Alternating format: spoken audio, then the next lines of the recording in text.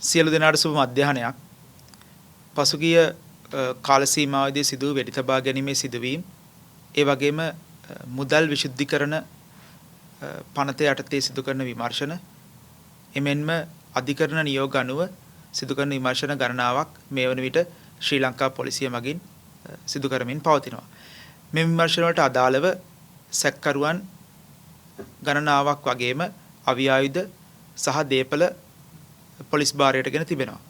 එමෙන්ම මෙම විමර්ශනවලදී පෙනී ගිය කාරණයක් තමයි මෙලෙස අපරාධ කර සැඟවි සිටි සැකකරුවන් සඳහා නවාතැන් පහසුකම් ඒ වගේම ඔවුන්ට සැඟවි සිටීමට ආධාර අනුබල ලබා දීම යම් යම් සිවිල් පුද්ගලයන් විසින් සිදු කර තිබෙන බවට.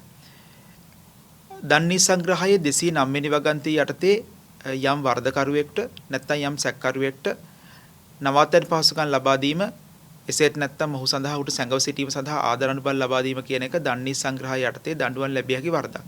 ඒ අනුව එවැනි පුද්ගලයන් සම්බන්ධයෙන්ුත් ඔවුන් අත්අඩංගුවටගෙන ඉදිරි නෛතික කටයුතු සිදු කිරීමට ශ්‍රී ලංකා පොලිසිය මගින් කටයුතු කරනවා.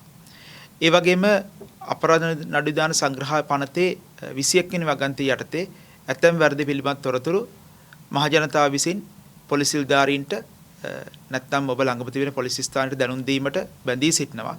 ඒ අනුව මෙම නෛතික ප්‍රතිපාදන යටතේ කටයුතු කරන ලෙසට ශ්‍රී ලංකා පොලිසිය මහ ජනතාවගෙන් කාරුණිකව ඉල්ලා සිටිනවා.